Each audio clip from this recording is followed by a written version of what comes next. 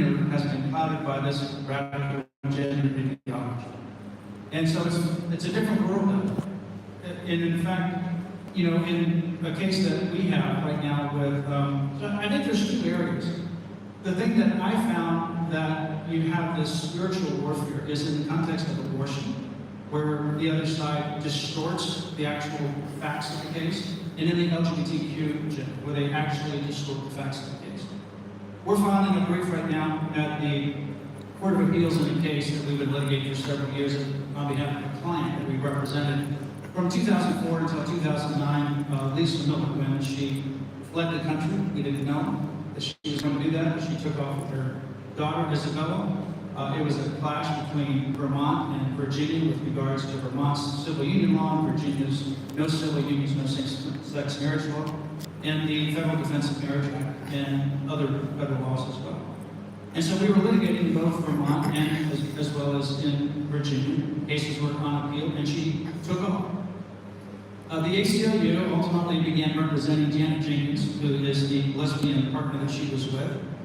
Our client became a Christian, and she left that relationship, and thus the litigation over custody began. And they filed suit on behalf of their client, where they came on to represent Janet Jenkins, and they've been litigating against us for a number of years. They filed a brief in the end of last year at the Court of Appeals. We won summary judgment last year on every count. They are trying to argue that we had some kind of conspiracy in helping her to flee the country, and therefore we should be responsible. Their whole goal is to take down Liberty Counsel. We won the summary judgment before a judge who has never ruled anything in our favor, always gave them all the benefit of the doubt, and we won resoundingly. So it's up on appeal. We get their brief, and I was so angry when I read that brief. Angry in a certain way of being, just disgusted with how they ignored all of the discovery. We had 25 depositions, 186,000 pages of discovery, about 6,000 exhibits, hundreds of pages that we prepared for the summary judgment, and they pretend as though none of that ever occurred, and they went back to their original allegations that have absolutely no basis. They've all been rejected. So we're now filing our response. I will say that this particular organization assumed that we talk badly about people that are gender confused or homosexual. And so in this discovery process, they asked us to produce a lot of different documents, thousands and thousands of documents. And so they asked if we had ever used the word fag. Well, we don't use the word fag, but from their perspective, they must have thought, you're Christians, you're using all this derogatory language against people that are LGBTQ. You must use fag in a derogatory manner, you must send emails back and forth. So we did a search, a comprehensive search in OCR, everything. PDS, everything was pulled up. We found one time that fag was used in our system. So we sent it to them. It was in the New England Primer. Fag didn't mean fag back then. It meant something about sticks or cigarettes. And they were still complaining about the fact that we had sent that, but they asked them. But it surprised them, I think, that we don't have that kind of derogatory language. So I think no matter whether it's law or whether it's media, because media is in the same way, and you're in the media broadcasting world, it's critically important to be bold in your faith, to stand for truth, but also realize that there are people on the other side, people that you disagree with, strongly disagree with, that are in life and death situations like abortion, LGBTQ, and other kinds of gender ideology issues. But they're also individuals that are made in the very image of God, and God, Jesus Christ, died for them as much as He died for you.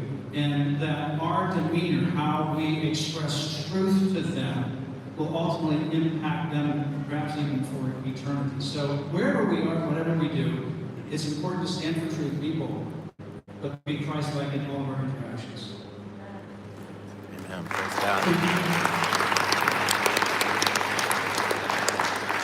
We have a short bit of time that I don't have time to go around and ask you all the questions. So I'm going to tell a story instead to emphasize the point of civility in these situations. I was litigating a case in the mid-1980s about parents in East Tennessee who didn't want their kids to read a particular series of textbooks because of the very strident anti-Christian message in the litigation stipulated that the books in fact violated the religious beliefs of the is could they expel the kids for asking for an alternative agreement? That was the legal issue. And in that, as a result of that case, the big claim and I were invited on the Phil Donahue show. If there's some of you who don't know who Phil Donahue is, Phil Donahue was Oprah before there was Oprah. He was the Five before there was the Five, and the View before there was the View. And so I went on the Phil Donahue show, and one of the themes of the book was feminism. And he stood right next to me on the stage and said, "Well, Mike, you know the reason that we need to teach these little girls this feminist material is that they are going to get married when they're 22, 23 years old, 20, 30 years later, their husband will dump them for a younger mom. And at that moment, they need the inner strength that comes from feminism." And my brain said, like you did with your first wife, Bill? The Holy Spirit said, "Don't you dare!" I have no memory of what I actually said, but I remember with great clarity what I didn't say. And I gave some, non-controversial answer. 6 weeks later, I found another controversial trial in San Diego, and I paid for parking every day. There's a girl, every day takes my $2 or $3, whatever it was at the time, for parking. And this one day, there's a guy in there with a tie on. It's obviously he's a supervisor. And he said, "I know you from someplace." And I said, "I'm sorry, I don't know you." He said, "Have you been on television?" And then I said, "Well, I was in the 700 Club a little bit ago." He said, "No, I wasn't that." He said, "Phil Donahue, you were on the Phil Donahue show." I said, "Yeah, I was." And he said, "Let me tell you what the deal is. I got saved about a year ago, and I'm going to church, and my wife's not a Christian, and she called out I was in the kitchen making lunch, and she said, 'Honey, there are Christians on the Phil Donahue show.'" And he said, "I have to tell you, my heart sank." And so I went in and watched it, and the way you guys talked and portrayed yourself, my wife turned to me and said, "Oh, if that's what Christians are like, I'm going to come to church with you on Sunday." And she's been coming ever since. Wow. She's this close. God went way out of his way. I view that as an absolute miracle that in San Diego, California, weeks later, after this happened, God arranged for me to hear that story so that I know how important it is to shut off the sarcastic tendency that I have to fight back and to fight fire with fire, instead answer wisely and calmly and with restraint. And we're dealing with people's souls when we do that. And our restraint may be the cause someday that somebody comes to Christ. So I commend that to us in all of our walks, especially what we all are doing here. Then I commend each of you, because I've watched you all for a long time. And you consistently, as individuals and as organizations, behave in a way that make me proud. So thank you so much for your good example, your consistent Christ-like behavior, and never take the bait to go a different direction. Thank you for your courage and for your civility and for being good witnesses of Jesus Christ. God bless you. Thank you so much.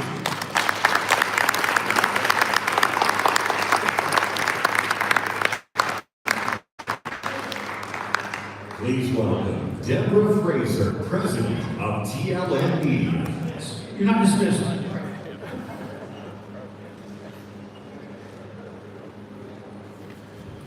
Hey, thank you for, again, our moderator, Michael Farris, and the wonderful panel of participants that shared this morning. Another round of applause.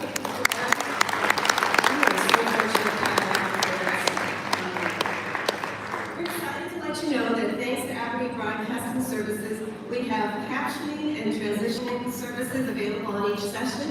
The AI panel is to follow, but simply scan the QR code on the screen or on the card you were handed as you enter the room. If you don't see the language you need listed, I think this is pretty cool, please visit the Abercrombie staff in the back room.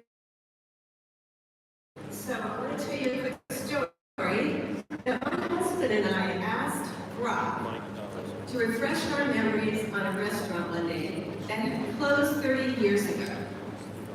So Eve recalled the name of that restaurant. She regaled it with its wonderful menu with great detail. So it was my husband's choice of restaurants that we had done for several years, and newlyweds 40 years ago or so. I would go to the restaurant, but I have to tell you, I totally disagreed with Eve. So I thought, I'm just going to enter this in again, and I said, Eve, what is the name of the Greasy Spoon restaurant? And she said, her response was more like, you mean the terrible tasting restaurant, the one that had all kinds of complaints from customers? And I finally decided she was correct. We all need help with AI. So I want to just welcome Steve Billings, he's the president of Glue AI, and he is leading the efforts to ensure that artificial intelligence reflects biblical values and advances human flourishing. With 15 years of experience helping churches adopt new technologies, he combines business and spiritualism to shape technology for kingdom impact. At Glue, Still founded the AI Hackathon, an AI venture accelerator, empowering faith-driven innovation and creative, flourishing AI to measure AI's impact on faith, relationships, and purpose. Passionate about guiding Christians through emerging tech, thank you, Steele. He's championed safe, values-aligned tools that honor God. He lives in Memphis, Tennessee, with his wife, Jacqueline, and their children, Noah and Sutton. And I believe we celebrated Noah's birthday last year. Was it? It was Noah's? Yes, we did. We're a week early, I think, this time. But anyway, welcome, Steele, to the stage.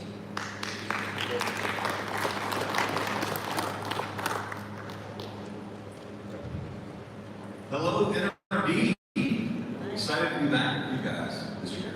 We have a thought-provoking conversation planned for you today.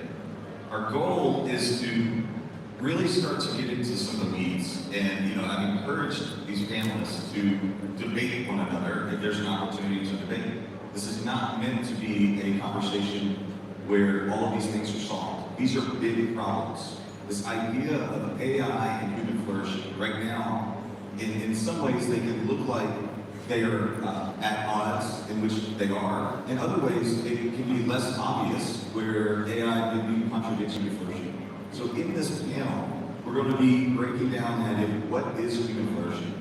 We're going to start to look for the opportunities where it easily supports, or AI currently easily supports human flourishing in areas where it's currently contradicting human flourishing. I am joined by 4 incredibly talented individuals from Harvard and Baylor and Blue and Biblica, and in just a moment I'm going to ask you to introduce yourselves. But one of the things that I really want us to examine is this idea of what does it look like for us to shape AI for good. At Glue, we often say that God is not surprised by AI, and that therefore we should seek God's purposes for artificial intelligence. That is a moral imperative that we have. It is a mandate that we have to steward well these technologies. So what does it look like for us collectively as faith-based organizations to shape the future of artificial intelligence? Just like us, AI ultimately reacts to what it is fed, if you will, right? The content and the data is the lifeblood. And who here knows that we sit on some of the most powerful, redemptive content and data across our organization? It's a huge opportunity to steward and to shape the future of artificial intelligence. So, with that, I'm going to ask our panelists to introduce yourselves. And one question that I pose to you is, what is something that you've worked on recently or you're actively working on that you think is relevant to this crowd? Start with you, Dr. Dustin. Byron Johnson. I'm at Baylor University. I'm a distinguished professor of social sciences at Baylor. I direct something called the Institute for Studies of Religion. It's a think tank on religion where we do empirical research. I also direct the Institute for Global Human Flourishing. I'm working on a global flourishing study that's, I think, relevant to this panel and to this group, but I think one of the things I'm also working on is relevant is headed there shortly in Mississippi. It's undergoing a dramatic transformation as a result of faith-based initiatives within that prison. And so I'm studying inmates serving life, inmates on death row, to learn how they are flourishing, to help us understand what flourishing looks like.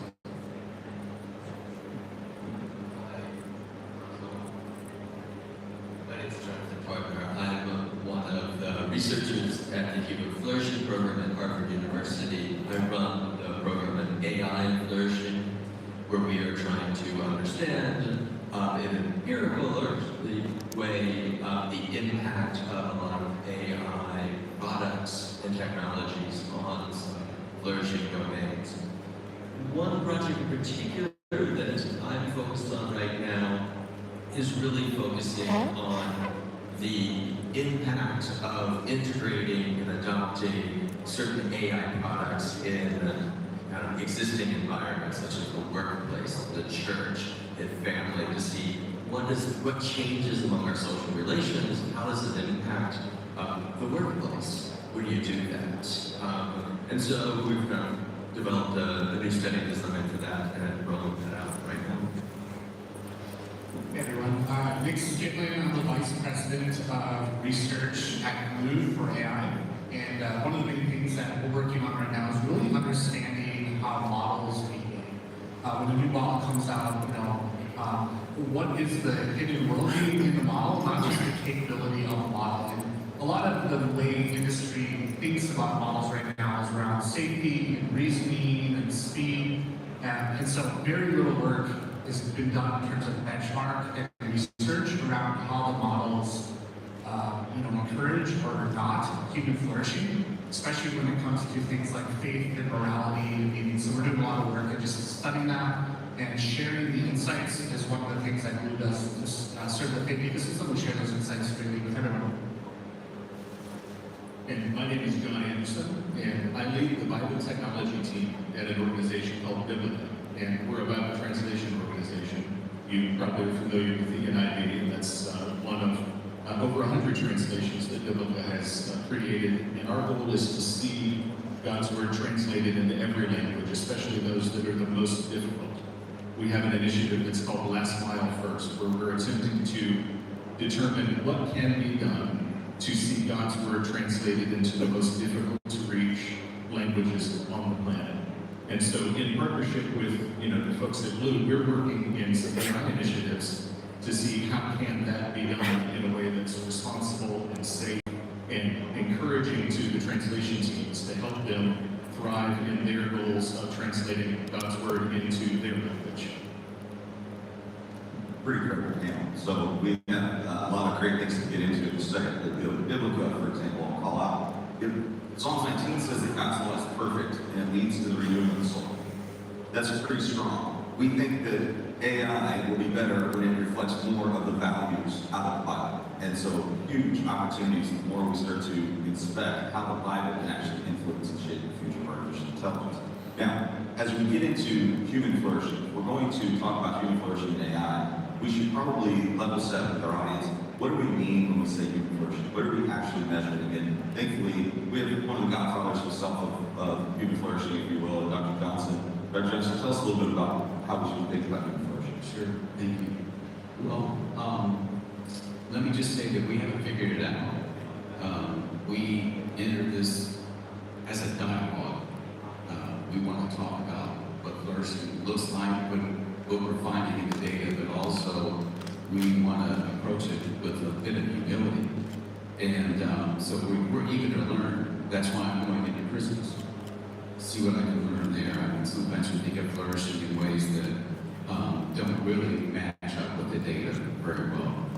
So along with my good friend Tyler Vanderbilt at Harvard and Jonathan works with, we co-lead something called the Global Flourishing Study.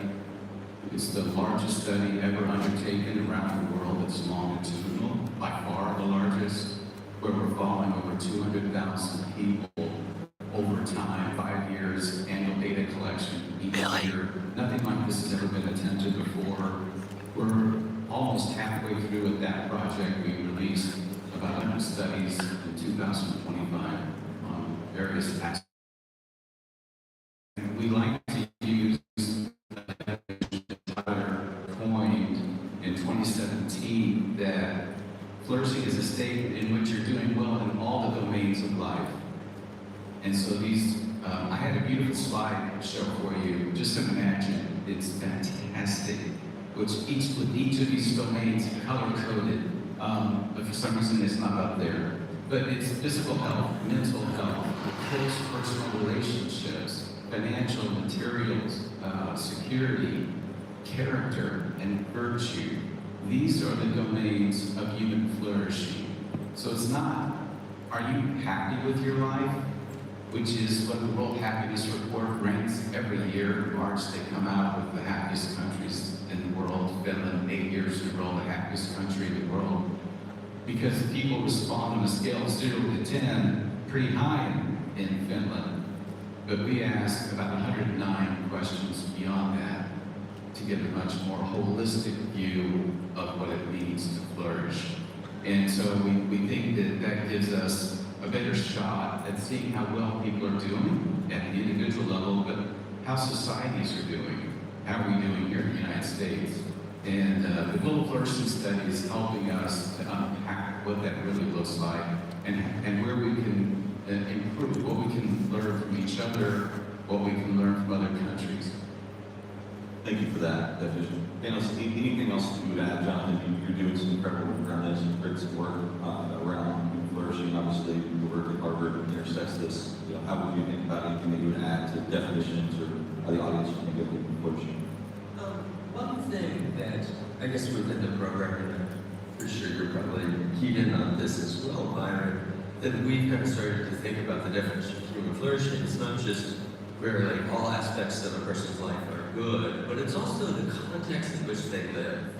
And so flourishing it's often thought and has been, I guess it'd be fair to say classically studied as an individualist kind of approach. It's like, how are you doing as an individual? But as we all know, like our flourishing is highly dependent upon the context in which we live. How are other people doing? How is our communities more generally doing? And so what we've been doing some within the program is trying to understand those bigger pictures.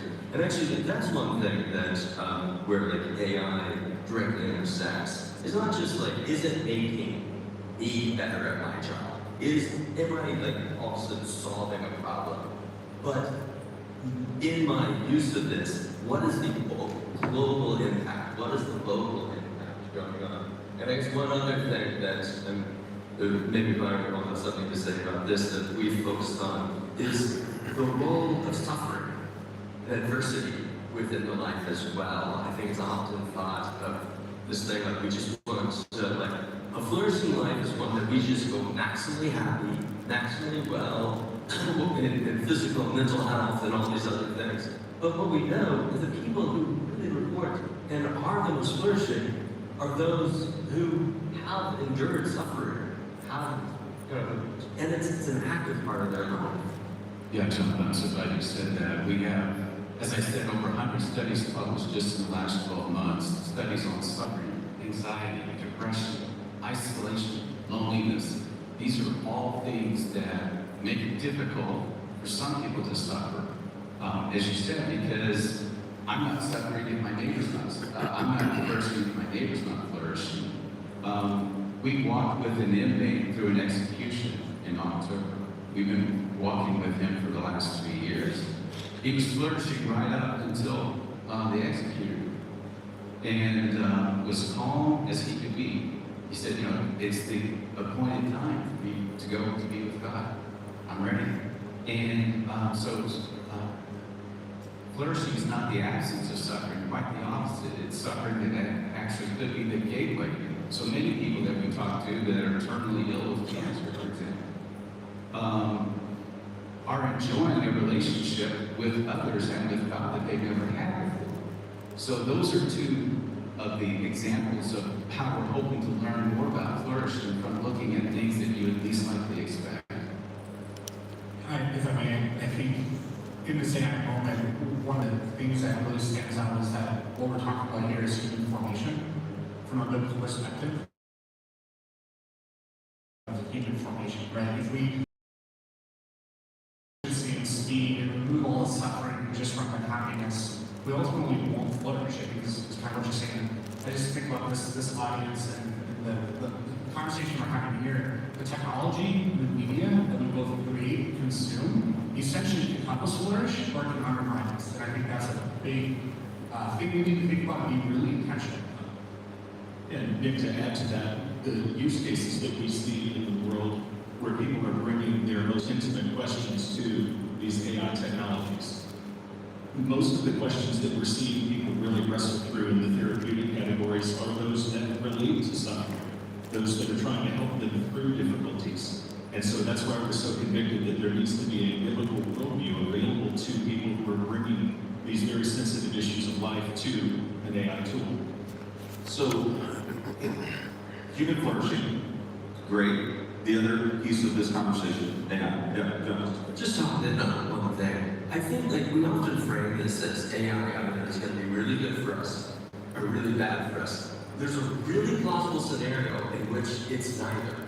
It's just a dot. That like what comes out in 5 years is some really great HR software. and it hasn't cured cancer, it hasn't started wars, it's just how technology moves in commercial spaces. And so we just need to like keep this in mind as to like, because we sometimes worry most about these two outcomes.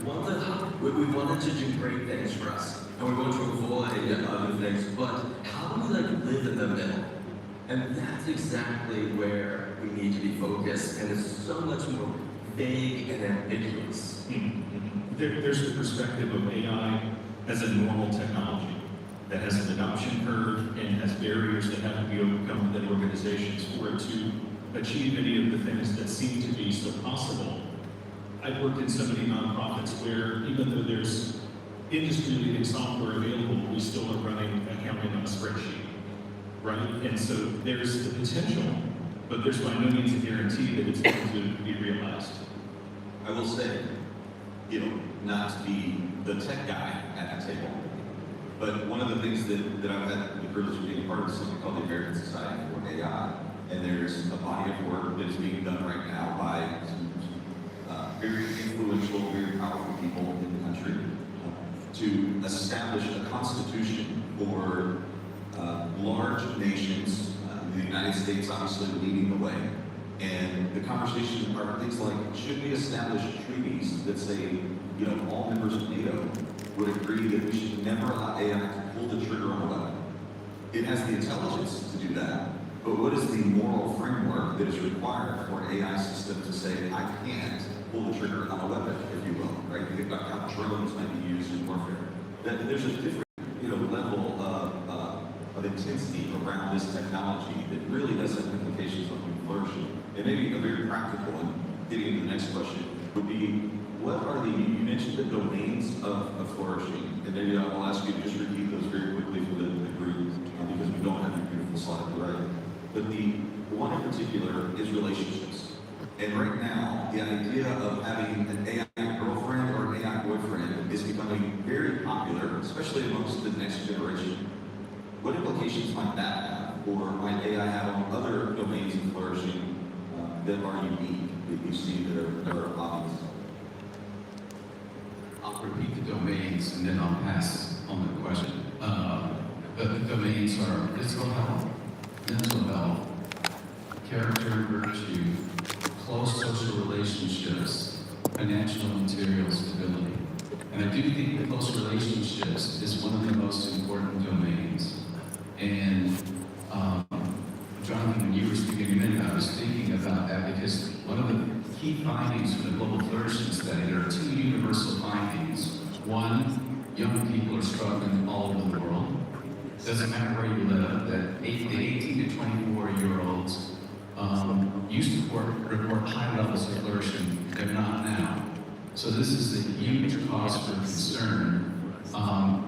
And you wonder if the age of AI may be just what they don't need. Because they're already suffering from anxiety and isolation. And one of the things they need is to be in close relationship. There's a sense of technology placed right in that. But anyways, those are the domains I'll pass on. Yeah. well, really quick, I mean, I think ultimately it could maybe not be so bad. It might just produce a matrix software. But I think the reality is that people are using it for more things like you were saying, therapy, companionship, not just idea generation or, what's the best thing to make a reuse my refrigerator with all these, with all the stuff I have in there. AI is increasingly mediating our human experience. And so the lie that it's easy to believe in a fallen world is that technology can replace human relationships. We did this with social media, and looking back at the great experiment of social media 10, 15 years later, I mean, who else doesn't feel like it's a burning dumpster fire? Like it feels like I feel anxious and lonely and isolated, and probably all the things that you're seeing in that 18 to 24 category. And the risk we have is that in the efficiency of it all, it's just a lot easier to talk to my girlfriend than it is to argue with my wife, right? And when the model serves up, hey, I just fought with my wife, should I divorce her? And the model's like, I don't know, Nick, it's really just a list of pros and cons, including with your happiness. You see how formational it can become and how it leads to a subtle, slippery slope. And I think that's the thing that we do need to be aware of, because I hope it doesn't go that direction, but it does feel like that's how people are starting to use it. I mean, something that's been, and I'm sure many of you have heard this, is that social media gave us what's sometimes called the attention economy. That like what's really is the thing that is most valuable to us, and the social media is taking away is our attention. People have started to frame some things within this latest crop of AI, particularly these AI chatbots, as the intimacy economy. And what it's trying to do now is take that one thing, this intimate relationship, and mediate them to some extent. But it's not just mediating. The social media mediates. It puts a technology between me and another human being. But what this technology is doing is putting the technology as the direct relation that I have with it, and is actually taking that intimacy there. And then that's going to be highly consequential. But we don't yet know, particularly around young people, what their actual use is. Right now, the one study that is passed around that a third of all young people are in a relationship with a chatbot. This highly flawed study, it actually asked a group of people, do you know someone who is in there? And so we don't actually know if were they only thinking about the same 5 people? Or were they thinking actually about 30% out there? So in this terrain, I think we need to be very careful about what we know around this technology. And there's a lot of great efforts, and Nick, you're leading up one about just trying to expand that knowledge base. Well, and one more thing too, I think anybody who's been following it feels overwhelmingly fast. It's happening so fast, right? And all of a sudden in this past month we're talking about agents. And I really like what you said about intimacy, because it's kind of like we're outsourcing our relational intimacy to machines. We're outsourcing not only our information generation, but our judgment increasingly to machines. I think the sprint right now is to have an agent do all the things that you would do. And really, with minimal, because it's a lot to babysit them, so with minimal oversight, it would be just great if the agent could just act on my behalf. But that is outsourcing our judgment as well. So again, it's all foundational and foundational to us as humans. So, let's stay on that track for a second around, just the comparisons to, how you might grow as a human, how you might train up a human. It is feeling with agents especially, it is feeling like we are comparing the world of AI more and more to what does it look like to raise up the next generation of leaders, which can be a scary thought when we start to compare AI too much to humans and start to apply humanistic values and attributes. But I would say you guys in particular are where you're learning quite a bit about the opportunities that we have to shape a human. She mentioned I want my 9-year-old son to consume a lot more based content, so so that it influences the values that he will have as he grows, right? Train up a child in the way that it should go, right? In the same way, do we have an opportunity to train up this generation of AI, and what are we learning about the impacts that we see when we connect faith-based content with AI? Well, I certainly think that we have the opportunity to influence the tools that special organizations like Blue might put out into the marketplace, because we're not going to see that as a goal from the frontier labs. So there is an imperative to bring a biblical worldview into all aspects of our lives. And so as we're thinking about how we're raising our children, I want my children to, yes, be exposed to, good gospel-oriented content, but I also want them to be trained in how to use their minds. And so that's an aspect of their image of God that I don't want outsourced to any kind of a tool, including an AI. So I think there's an opportunity for that tension to be explored, or how can this technology expose them to content that can give them perspective, they can enrich their life, but how do they also retain agency for the decision-making and the reasoning that is given to us as a gift of God? I was just going to say, I have some encouraging news from the Global Flourishing Study on the role that faith is playing around the world in helping people to flourish. Religion is the one universal finding in all 23 countries around the world. It is the best predictor of who's flourishing and who isn't. Beyond that, if you just look at the United States, where we're following over 38,000 people, which is a huge N for a longitudinal study, if you compare Christians to non-Christians, the difference between flourishing is big time. But then if you look at Christians versus Christians, those who regularly practice their faith, those who are regularly attending, involved in all kinds of religious activities, the difference between them is as stark as the difference between Christians and non-Christians. So the faith factor is huge. So in this age of AI that we're entering into, the one recommendation first I would give, that I give to any family, is to embed yourself within a faith community. Is the most important variable. And by doing so, as you were saying, you can't avoid the AI kinds of conversations, but you do want your kids to think critically, but you want them to be grounded. And the global data seem to bear that out. I think about, I have a few kids as well, and I think about my responsibility as a Christian is not just to create and consume media, but to raise really good humans who have a biblical understanding of human flourishing, and then go impact the world in a really positive way. We have a mandate, a mission mandate, to steward this creation, to show up and not be fearful of technology, but to show up in the world and use it to have an impact. And so I think about just really practical things, like if my son comes to me and says, "Hey Dad, you got some money, how can I manage that better?" I would give him an answer that I would hope he would hear on a Sunday at church, which is, "Hey, actually, you know what's crazy about money is it's not even your money." I know, right? Crazy.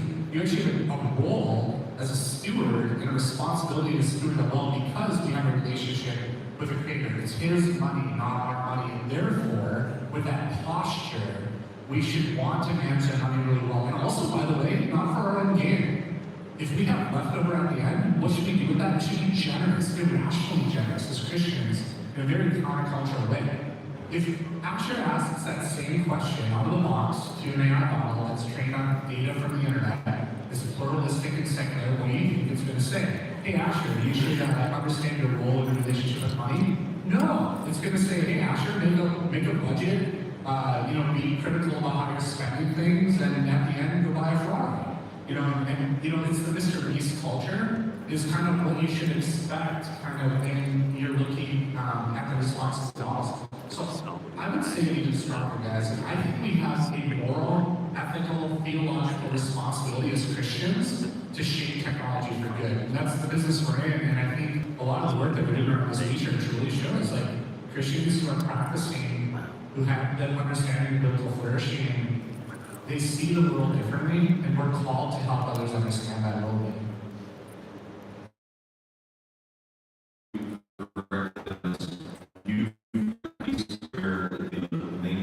I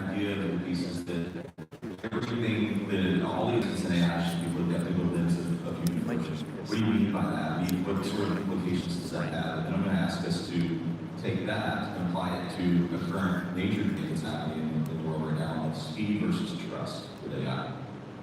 So, this is a paper that referred to called Flourishing Considerations for AI that I co-wrote with Tyler Vanderweel, the director of the Flourishing Program at Farris, collaborator.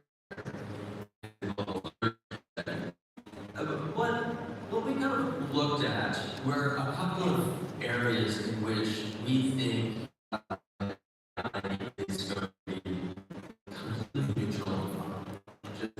It is to do advanced calculation of statistics.